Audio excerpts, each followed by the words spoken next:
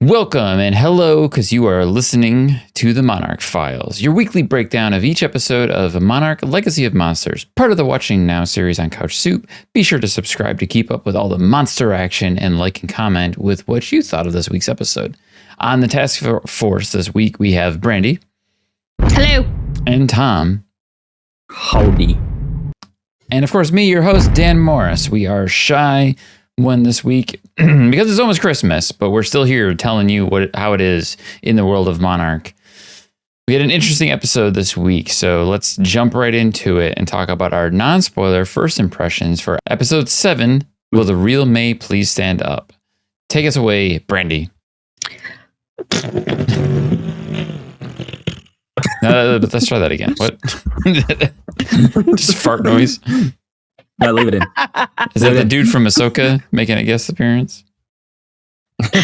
No, like it was fine. Like, I mean, there are a lot of really good theories coming in now, so that's kind of exciting.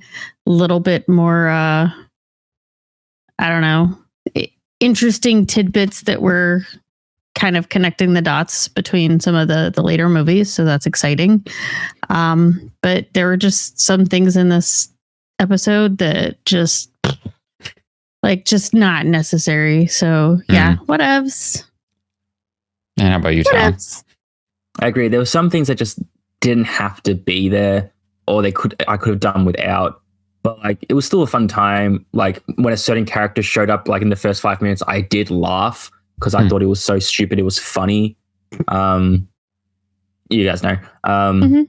And yeah, it was, like I said, interesting, lots of theories. It feels like it's ramping up to an end, but also it's introducing new elements when there's only 3 episodes left. So I'm just like, why are you doing it like this? Overall, fun enough. Not my favorite episode, but not the worst.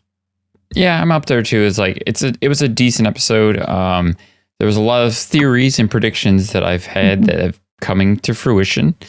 Some good, some bad. And I'm glad that we're starting to see some more tie-ins to the movies, like you guys said as well. So with that, let's just jump right into it with our spoiler review.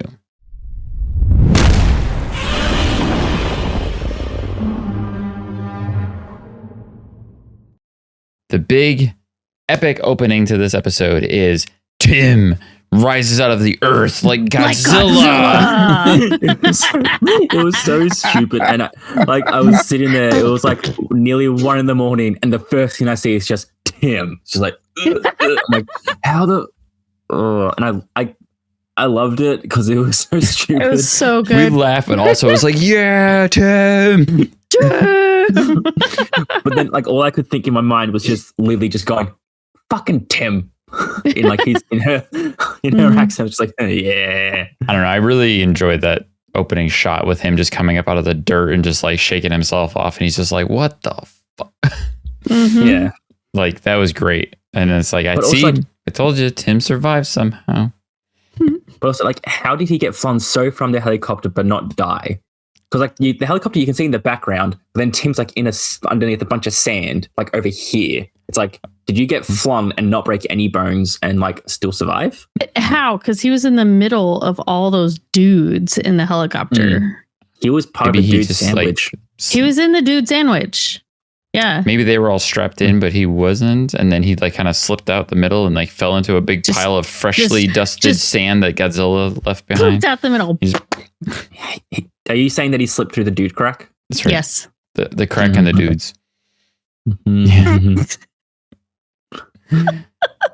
So anyways, besides that epic intro with Tim still being alive and rising out of the ashes of Godzilla's wake, which I love just the comparison, like those shots side by side. You could have Godzilla rising up and Tim rising up, and they'd be like identical shots. Can we do that? Yeah. it shall be done. Who is more epic, Godzilla or the Tim? Or Tim. Majestic and terrifying.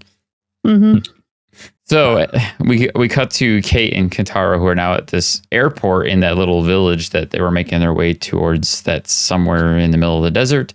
And they're talking about what their dad was doing out there and why he was there.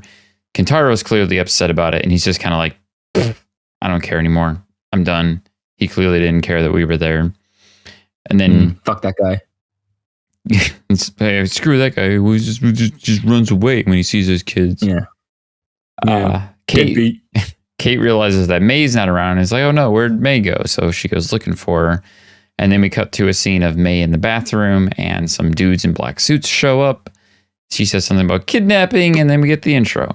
Cool. All right. Things are just happening. I don't know where those dudes in the suits came from. I don't know how they found her. Yeah.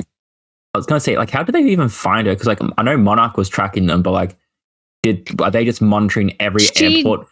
She did say that if she got her money, then they'd be able to track her. Like, if she used, like, she said something about that. She said that she did have money. True. Yeah. She got them first class. Yeah, okay. She bought the tickets, so they were able to track her that way. They probably could have stuck a little line of exposition in there to make sure that we understood that. But I get you now. Then I'm assuming they got the tickets like relatively like the time between where last episode ended and this one wasn't that long. They're the real Time Lords and the guys in suits because they just kind of were like, we're here now. Yeah, I mean they probably were tracking something because her former boss obviously knew what she was doing there. Seemed like true. Fucking creepy people. So coming back off the intro, we find Kate in the bathroom and she can see that May's stuff is there, but May's not. And Kate just instinctively knows that something is wrong. So she's like, we got to find May. Initially, I didn't pick up on her right away, but then realized that Kate was actually coming into the bathroom saying, I'm sorry, I told you to go to hell. So somewhere along those lines, she started to feel remorse about telling May off and changed her mind. Pretty quick turnaround. Pretty quick. Like that was something that I kind of stuck in me. Like, so end of last episode, you're like, go away. I don't want anything to do with you. Nah. And then the start of this episode, when we first meet up with them again, it's like, oh, I'm sorry, blah, blah. It's like, you were holding grudges like for multi episodes before. And now like at the drop of a hat, you're fine. It's like, yeah. So we get a flashback of May, who is interviewing, or I guess being wine and dined by some like CEO for a company for her skills with computers and whatnot. And she offers her some big fat payday for joining this company called AET. Then we go back into the present day where Kate and Kentaro are trying to find May and they're making their way to the airport. And who do they see come walking in the front door? Tim! Our boy Tim. And he does not look happy. He is having a bad day. He is very rough. And Kate just runs over and starts wailing on him. It's like it immediately assumes you saw him crash in a helicopter, right? Like that just happened. You saw him eat shit.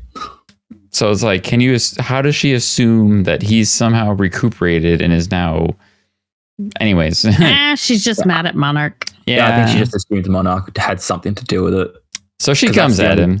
Tim is clearly just like, I just back off. Like I've had a bad day. Like, I've had a weird day. And like talk to the hand. I was enjoying the part where she's like laying into him and he's just like chugging the bottle down and she's like, what are you doing? And my thought was like, I'm trying to not die. And he's like, I'm trying to get hydrated.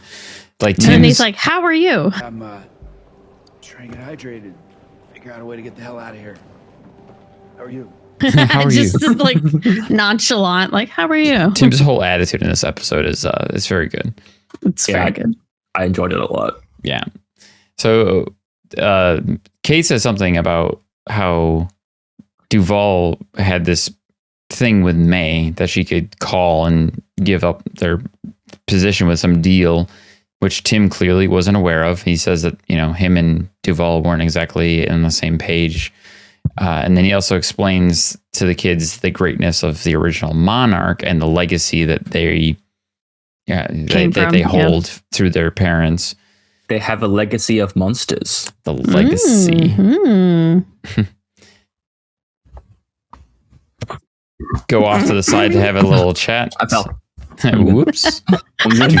I committed too hard and I fell. Hold it, Tim. Oops. That was my bad. Can you please zoom in on that? Just the knee. I was trying to be like funny, and then I lost leverage. No one wants to lose leverage. Yeah. Center of gravity, bitches. So, Kate and Kentaro break off to have a side chat. Tim calls the Monarch home base and talks to Verdugo. Verdugo is asking about the team, and he's like, "Oh no, they're gone. Yeah, They're dead. Godzilla popped up," and she was like, "Wait, what Godzilla?" And he's like, "Yeah, he just kind of like appeared out of nowhere, and they're dead." Anyway, how's your Monday going? How's it going? And then he tells Verdugo that he's going to try to help the Randa kids look for their friend May. And he's like, they said that she was kidnapped. And then he's like, wait, we didn't kidnap her, did we? Did we do that? Check bases. Just want to make sure. Yeah. So. But what I liked about that part as well is like, because Verdugo was like, no, you need to come in. We need a debrief. I need to know everything that happened. He just goes, Godzilla was there. He popped up. People died. Whoop-de-doo. You're briefed. Yeah. It's just like, it was big. It was scary. It was fucked up. He's gone again. And then he came out of nothing. He went to nothing. So there's your brief. Hiroshi was there and he had a thingy majiggy and drove away. Lol. But he didn't know about that. Tim didn't know about that until Kate said something. Mm-hmm. Sure. He had no idea that Hiroshi was there. Which comes in the scene after this next scene. But go ahead and Tom. Oh, no, I'll go after them. Go next. All right. Yes, because there's another scene first that goes to Alaska at Outpost 88, where there are suddenly these really like militaristic armed men coming into this facility, very reminiscent of the scenes in King of the Monsters with the terrorist group.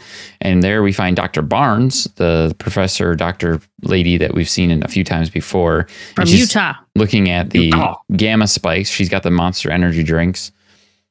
She's got to go to the bathroom. And then if we get Shaw and Duvall are part of this squad of scary looking people come marching in, and they just very casually like, yeah, we're taking this place over. You can go, but this is ours now.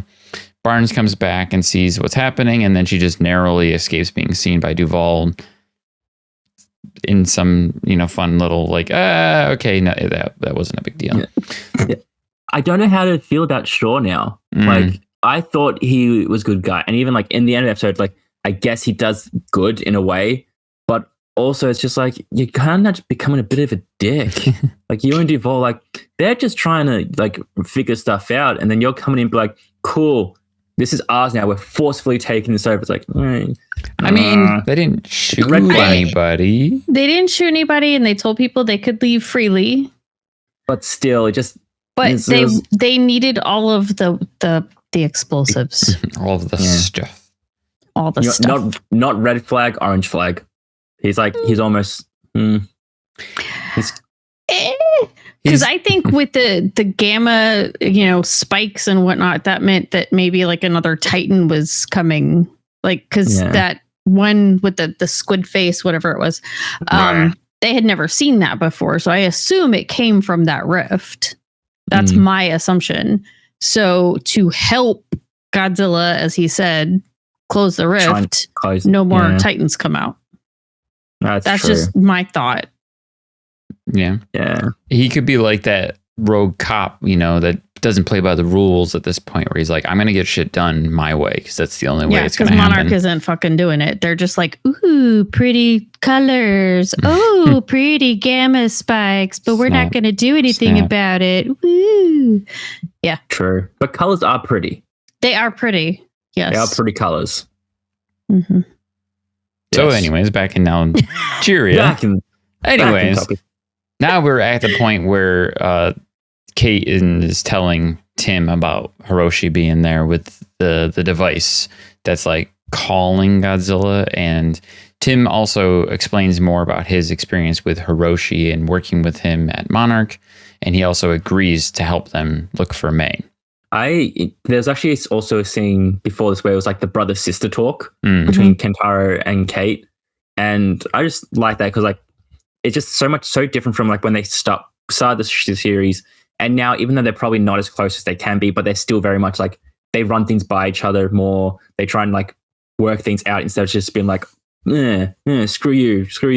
Yeah. And even like it showed us that Kentaro still cares about May, because Kate's like, if you tell me right now that if she can eat shit and die, then we'll just get on a plane and go home.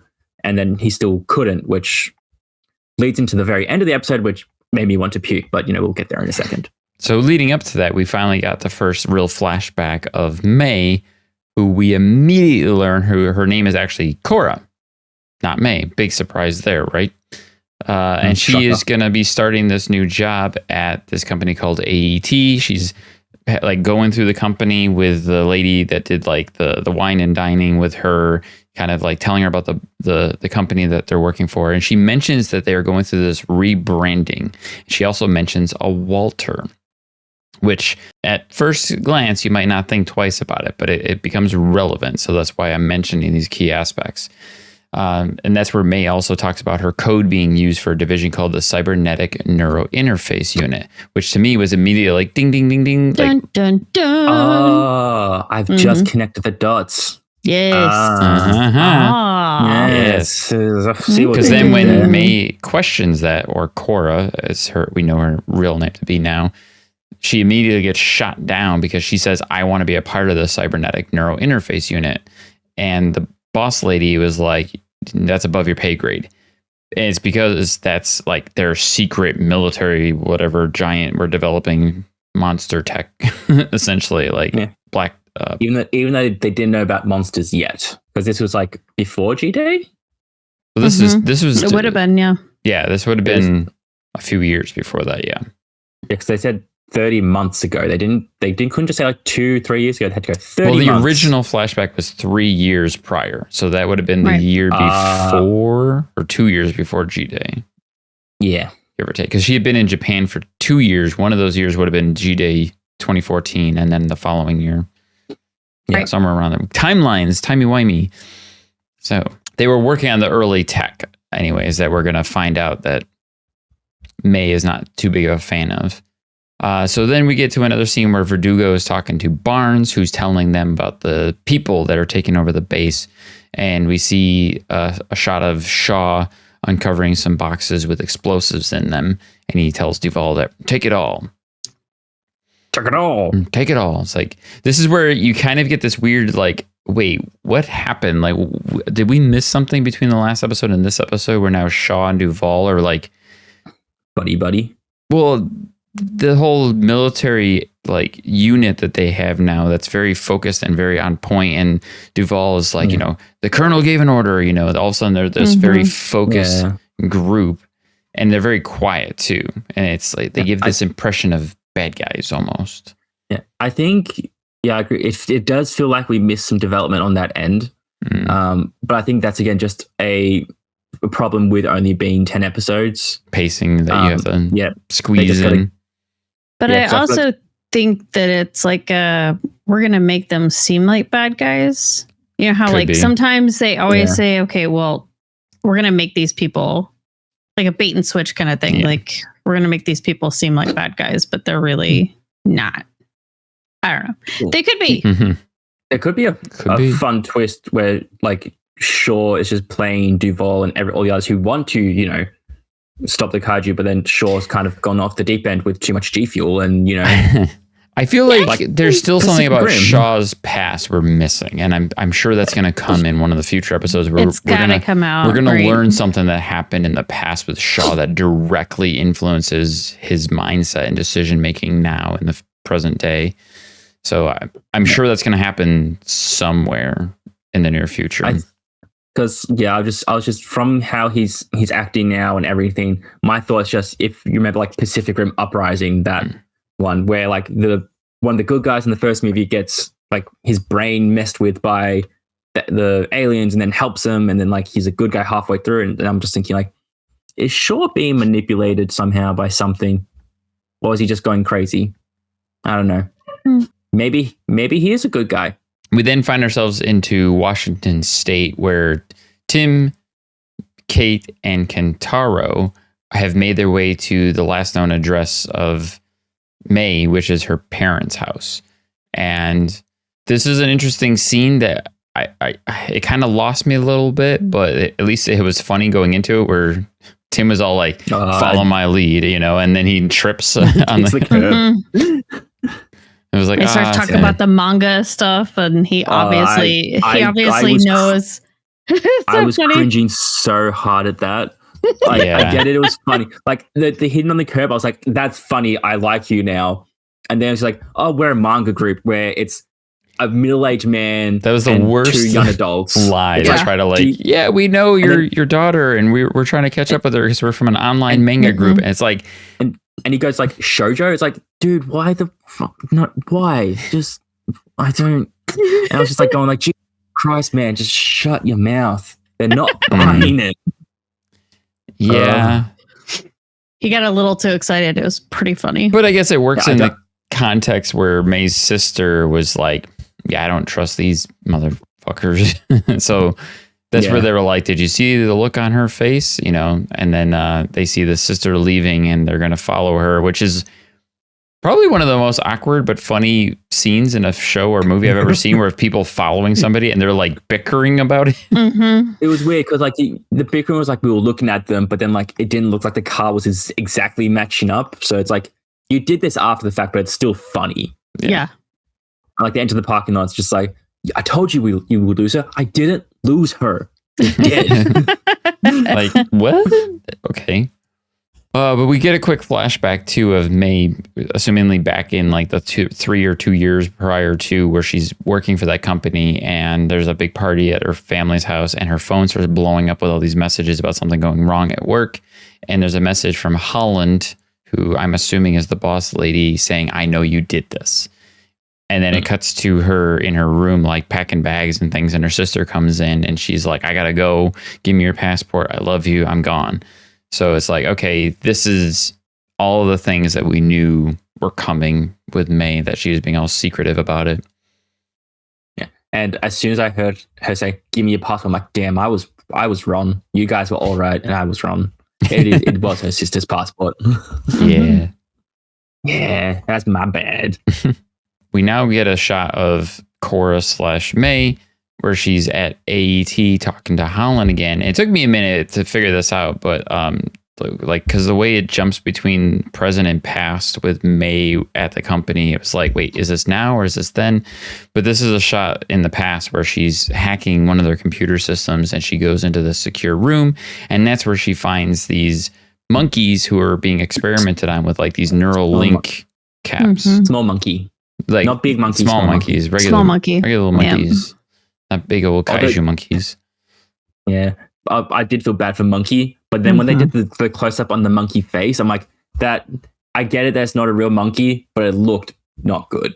Yeah, it was interesting, like, her seeing that, like, she had this look like she was about to throw up. Like, it obviously deeply affected her. Yeah. Oh, one thing I also did notice when she first walked down and all the computer screens, I think I saw the Monarch logo on one of them. I thought so too. There was one of the screens in the lab. There was a quick flash. Really? It looked like the Monarch logo on one of the screens. So like maybe it started as a joint venture between Monarch and them, but then maybe when Monarch found out like more about it, they were like, no, maybe. Or maybe they're hacking into Monarch. All that. That's true. Theories. Because they knew where May was. So we go back to what is the like present day, where Holland is talking to May and she's explaining like their situation, and May is like, well, you would have called the cops by now if you were going to prosecute me. And then she says, we handle things internally. And then we get the... What a bitch. Like, what does that mean? It's never exactly? a good thing. Like corporate espionage. It means you're doing so much illegal stuff you don't want anyone to know. Right. So then Tim, Kate, and Kentaro show up, and they are like, okay, this is the building. This is where May is. We're going to go in there. But how do we do that? And Kate says something about like a rescue system through Monarch, and Tim has that like, kind of. And then we get this shot of people in their normal day lives getting like kind of like an Amber Alert goes off on their phone, but it's for like a Kaiju event. Godzilla. essentially. So some sort of early warning system that alerts the people that there's a kaiju coming, so everybody starts scattering. Imagine if they played the Godzilla theme during that, and everyone would like trick the audience, like, "It's gonna be there." What? Lizard? Big lizard? Okay, maybe. Yeah. No, spoiler. There is no monsters. The best part of that moment in the show was there's a cut to Verdugo riding in the back of some big SUV, and she sees the alert go off, and then she just goes, Tim.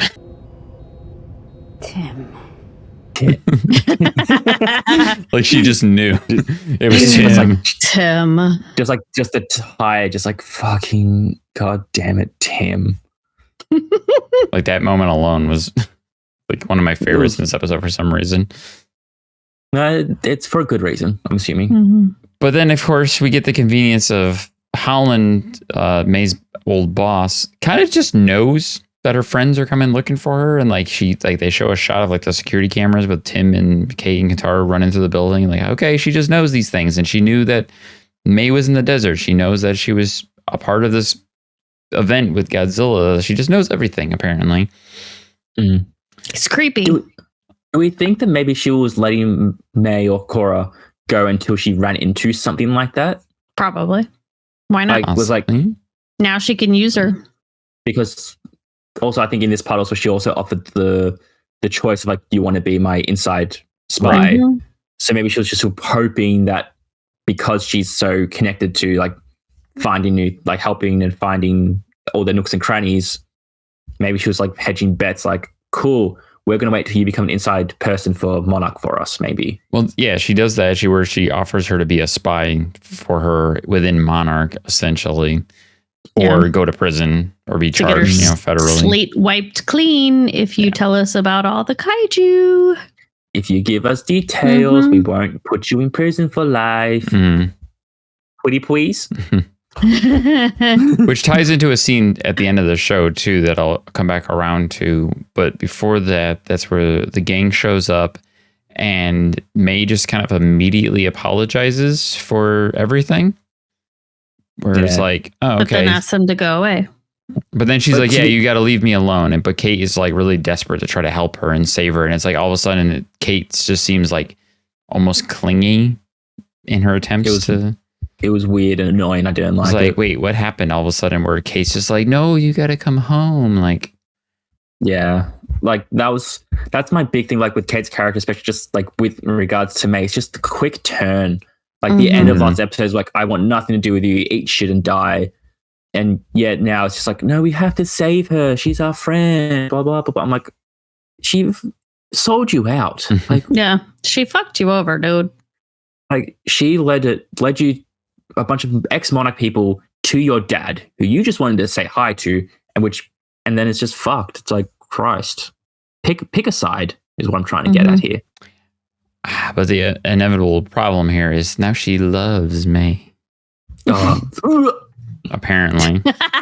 Which is something that I hinted at a couple of episodes back where both, I believe it was you, Tom, and Lily were like, no, I don't think that's what's happening here. And I'm like, are you sure? Like, I didn't think it was. Like, I thought she was just trying to be a friend. And I don't know. Those shots were just way too intimate. So, yeah, looking back, especially like when they were like in San Francisco now, this adds a whole new like aspect to it. And I hate it. I don't like it. I don't either. Yeah. But we'll get to that in a second as well, I'm assuming. Right. So before that, then, of course, they leave the building without May and they get picked up by Monarch. So Verdugo's there. They all get shoveled into this SUV and Verdugo's just like had enough with everybody's shenanigans.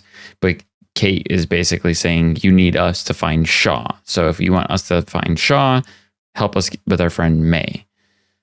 Okay, so now Monarch's going to step in and help May for some reason. And I don't know. It's just the way that some of these scenes kind of like jumped back and forth. It was like... The pacing with Yaga, especially like, they just jumped to and from, like, especially in the same timeline as well. Yeah. Like in the previous episodes, it would jump back between different times, but this one was just jumping in the same. timeline or same point in time. So yeah, because then there's a lot really of like quick back and forth within the same few hours, I assume, because then the next scene right after that is May in the office with Holland again. Like she stayed behind, but she tells Holland, I'm going to answer for my crimes. I'm the only one that's going to get hurt by my actions. And she's kind of like admitting fault to everything, her guilt to everything that she's done. And I don't know, I was having a hard time reading exactly what she was trying to do. It seemed like she was going to blow her off. I'm not sure. But either way, the phone rings and they hear that Monarch wants to make an appointment with the boss. And then bang, May's home. So they must have had a pretty sweet deal. Yeah, I'm wondering what that deal was. A sweet, sweet head of something. Yeah, but Dan said the same thing, the head. But I'm like, but it was the other...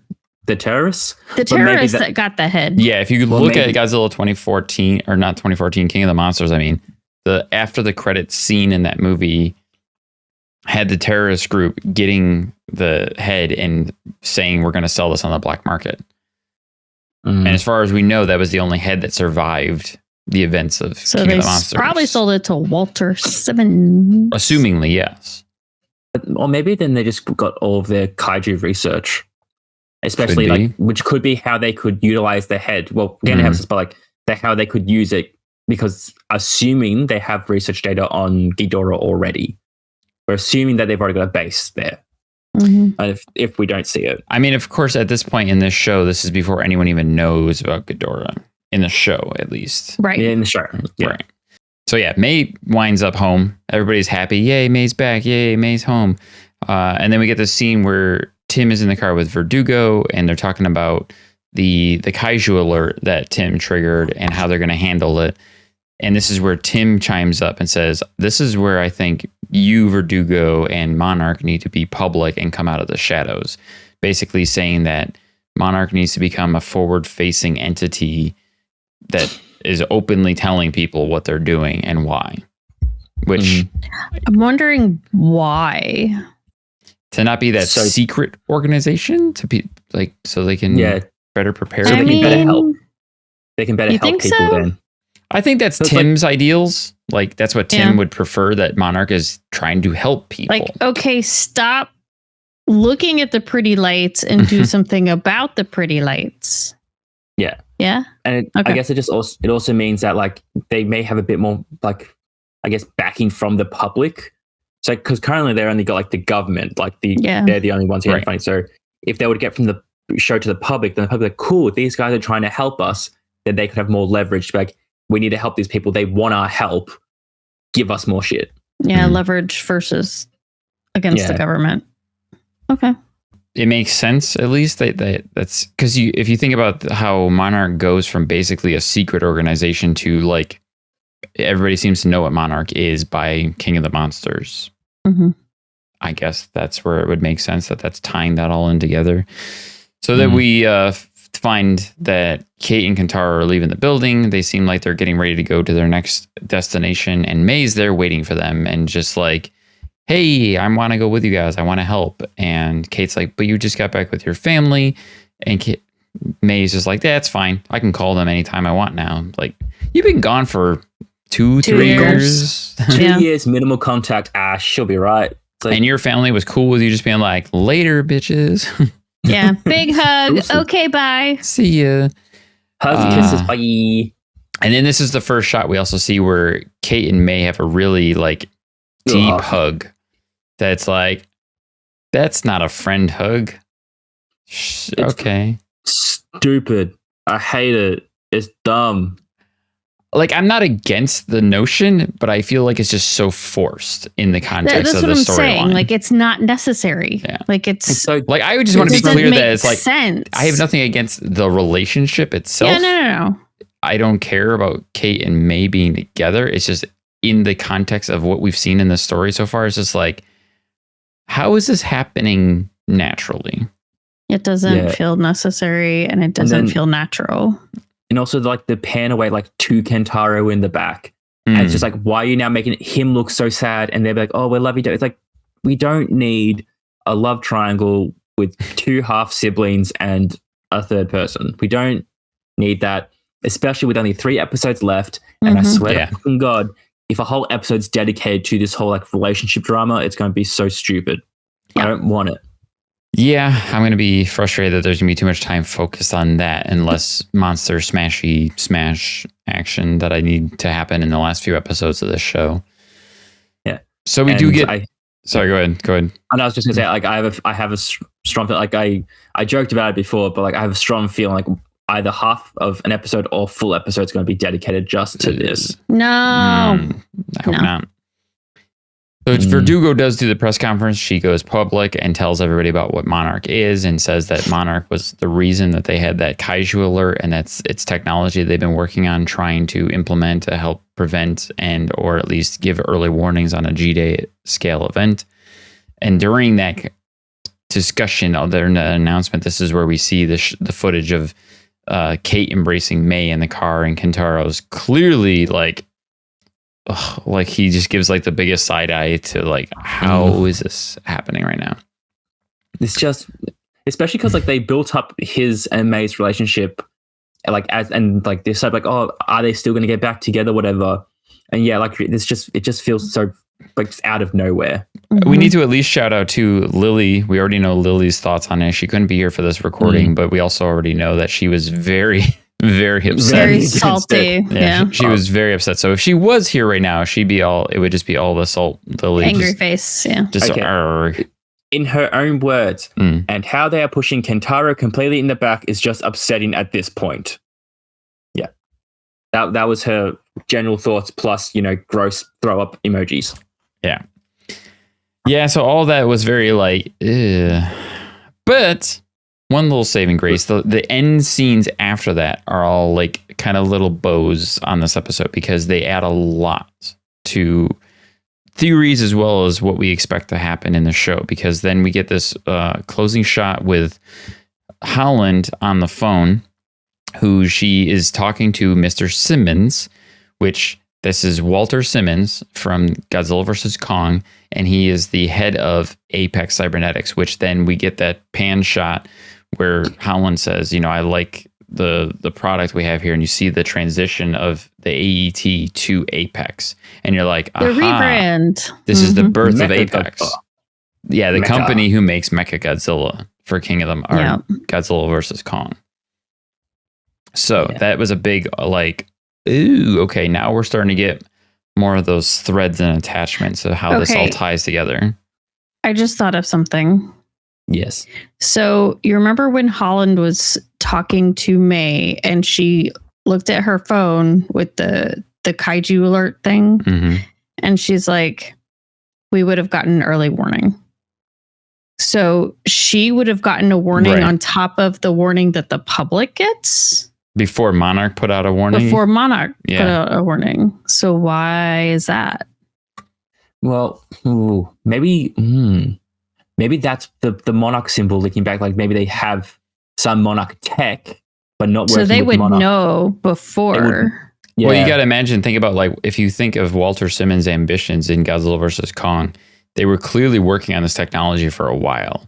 And he has that, I believe it's a monologue where he's talking about, when Godzilla became a thing and made it so that humans aren't the dominant species on the planet. He was like, I'm going to make humans the dominant species on the planet again.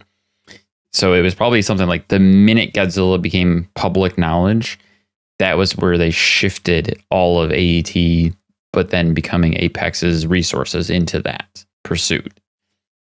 So do you think because they had the neural interface and it was meant to help people, right? But as soon as they realized, we need to shift gears, they're going to start making the Pacific Rim Jaegers. Yeah, basically. Yeah, I already think they've got their fingers in everything before they made a deal with Verdugo, to be honest. Yeah. Well, maybe that could be another reason why they went public. So then, even if the deal might be bad in the long run for everyone, if the people are aware of Monarch, they can at least help more or put out more information to keep people safe. Mm-hmm. Yeah. And then there's one last final scene in this episode, which, man, there's a lot to unpack there and try to understand because we get this final scene where Duvall and Shaw's little military group is back at the Alaska rift that they saw in the earlier episodes with the freezy, sucky breath kaiju, and they've set up a bunch of explosives. Squidward. The Squidward cat monster thing. And they are getting ready to initiate some sort of operation. And Shaw has this line where he was like, wait till you see this, which tells me he's done this before. Mm-hmm. He's done this. So what they ended up doing is they started setting off these charges. You see like the kaiju monster getting blown up. Then the rift starts to like cave in on itself. And ultimately and there's this like funnel of like, it's like a tornado. Yeah. There's like this surge of energy that creates this giant vortex that eventually like implodes in on itself and seals or closes off the opening. And Shaw is very happy about this. And again, it seems like this is something he's done before. So that's where I'm like, now I'm waiting for the flashback where past Shaw does this, where he closes a rift. Do we think he just has a vendetta against monsters now because of what happened with Keiko? Could be. And maybe that's why he's also could be against Monarch in the current, because again, they're not doing anything, but also maybe it's a way to get back at Billy, because Billy kept trying to research and learn more, where Shaw would be just like, let's just kill these mofos. And then because Godzilla helps to kill them, he's like, cool, I'm G with this one, but fuck everyone else. There was an initial thought during that scene too that I was like, oh, I wonder if this is how they open up the outpost for Kong in Godzilla versus Kong, but that's not the case because this happened in Alaska, but the opening to the Hollow Earth that they used in Kong was in Antarctica. So it's like, okay, this is just a separate entrance. Separate thing. Yeah, so that doesn't tie in there. But either way, there's still like, who knows where Shaw's mindset is at this point. We're going to have to just see what happens in the next few episodes of what... I think we're going to get answers next episode, because I think the description was like, they confront Shaw. Yes, I have that here too, actually, to discuss the preview for the next episode. I don't know how I feel about it. I don't know if Shaw's now going to be like a twist bad guy, or if there's going to be another twist and there's no bad guy. I don't know. The main thing I don't want to see is this show jumping over King of the Monsters and its relevancy, because it's starting to tie into Godzilla versus Kong, but it's not acknowledging King of the Monsters quite yet. It's a little bit with the Kaiju phone, but I don't want it to be like, aha, now here's everything that ties into Godzilla versus Kong. And it's like, well, what happened to King of the Monsters and Ghidra and all that other stuff that happened first, which is clearly more important. That's why I think their militia group might become the terrorist group. Maybe disregarding Shaw and like Duvall's involvement with it. I think maybe that could be like the genesis, because like they see what they can do by themselves. They don't need Monarch. Yeah, I mean, it could be an interesting spin if by like the end of one of the episodes we see I forget the actor's name who plays the main bad guy in King of the Monsters. Like he comes rolling in like he's going to take over the operation, and be like,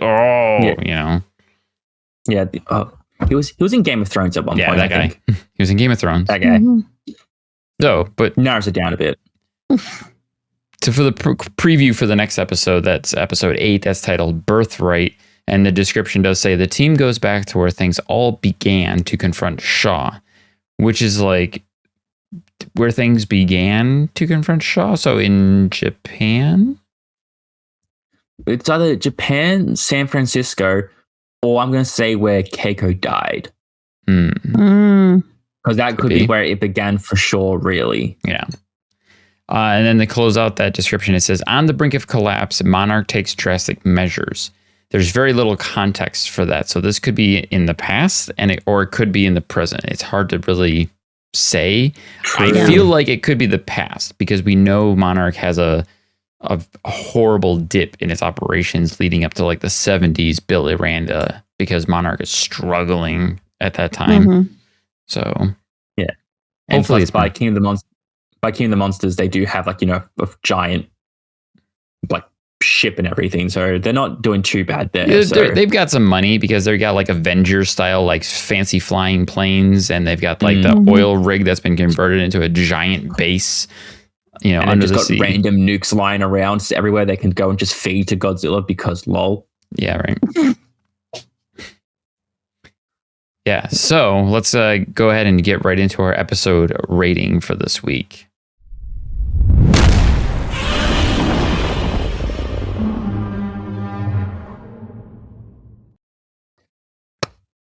I would give this one a 7. I think. I still enjoyed like sort of like the sort of unwinding mystery, and Tim being Tim now is just funny. So that if a show makes me laugh, I always like it a bit more. I am curious to where it goes, but I also really don't like some of the things and how they're introducing it so late in the game as well. Like, the whole love between Kate and May and Kataro and that whole debacle. But yeah, I'm still hopeful that they can stick the landing, but this put a bit of doubt that like maybe they're going to try and do too much. But yeah. Maybe they're going to leave it too open. Maybe May, Kate, and Kataro become a throuple. A throuple? A throuple. That's incest. That's gross. That's gross. It's a 3-couple. Shame on you, Dan. 3-couple. Shame on you, Dan. I mean, everybody's seen Game of Thrones. What ifs? They're half brother and sister. I haven't. That's fun. It's Sorry, Brandy. I'm gonna give it a 7 as well. I think Tim saved this episode. This was the mighty Tim's episode. Tim's redemption. Tim's redemption. Yes, I agree. Hey, I didn't like him before. He was creepy. Okay, but I like him now. All right. So good on you, Tim. And I agree with Tom. Like, I'm interested to see like what happens next. Like, I need to know how Apex is playing into this. I need to know, like, is May really like still working for Apex technically, or is she gonna tell him to fuck off? I don't know. I have a feeling the Apex thing might just be like a throwaway reference because it's so long between now and Godzilla vs. Kong. I think they're like, hey, this is how it started. We're not going to talk about it again, but here it is. Do you think maybe the next episodes will be more leading to King of the Monsters? I hope so. I'd hope so. Yeah, because there's still a 5-year time gap between now and Godzilla vs. Kong. Yeah. So, anyways, my closing thoughts on this episode. I'm also looking at a 7 on this one. I still liked a lot in this episode. Tim, especially, I think was great. I'm gonna say it. I've been behind Tim this whole time. I've been champion Tim. Yes, I've been saying he's great. Shut and up. everybody's like, I don't trust that guy. We know. I don't like him. He's creepy. Okay. Do you want a medal or maybe a fun trophy? I just think you guys have terrible judges of character. He wants his Smashy Award, which you can check out The Tim now. Award. I want the Tim Award. He wants the Smashy of Tim. But anyways, there were a lot of things in this episode that I felt dragged it down or didn't really serve the story in a good way. There's some cool stuff, like the closing of the rift, the peaks at Apex and how that was starting to form. I just really needed to start coming back around on more of the King of the Monsters stuff. So yeah, that's a 7 on my end as well. So interesting that we're kind of all like, yeah, it was okay, but we didn't like some things. So yeah. Any final thoughts? I feel like we've all talked enough and cut each other off enough to get all our thoughts out. Yeah. So less sex jokes this time, and I wonder why that's a thing. I wonder why. Because I'm too tired. No, Lily. I was leading to the Lily trying part. To blame. You were trying to blame Lily. I know, but it's really not her fault. It's usually mine. Yeah. So watch the Smashies on Couch Soup.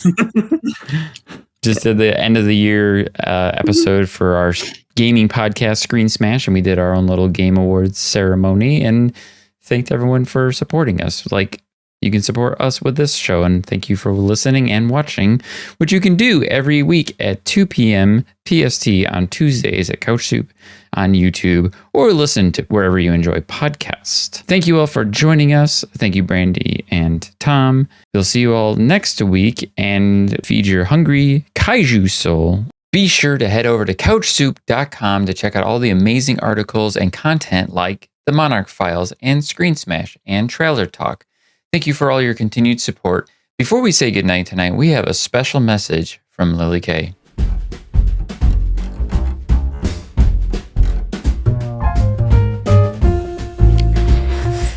Well, hello there. It's me, Lily Kay. I'm sorry I can't be part of this conversation because my Christmas present this year was, getting sick. Because that's fun. Great. Anyway, I do want to express how I feel about this episode and how things are looking for Monarch Legacy of Monsters. I don't like it. I'm sorry, but the salt levels are like rising really high at this point. I don't see why. I wonder if this is going to be annoying. If it is, I'm sorry then. I will try and not move. But the whole Kate and May storyline is just so forced that it's just so not because before you start yelling at me, not because it's two women. I don't have any problem with that, but it just feels like we already have a love triangle in this series, which is, if you ask me, also unnecessary. But whatever. And now we're forcing on another one, and the entire behavior of Kate in the situation where in the previous episode she was like, oh, I hate you, I don't want to see you again, go away, and now she's all worried and whatnot. Like, what is going on? What is happening? I do not understand. And the fact that they are just keep pushing Paul Cantaro into the background is just. It's just annoying at this point. He's a great character, and I feel like that he just keeps disappearing in this series because we are focusing on things that are not that important, to be honest. Kurt Russell is barely in it. We didn't even see Wyatt Russell in this episode, which is it's always a sin not to include both Russells. You should always have both Russells in an episode. So yeah, I am very salty. I hated the last scene. Tim is getting better. I am surprised that he survived that meeting with Godzilla, but whatever. But yeah, he's getting better. I like him now. Tim is great. Tim is a Time Lord still. I still don't understand the fast travel thing. It must be like a video game option for them. Anyway, I am very salty. I am very sick. Merry Christmas.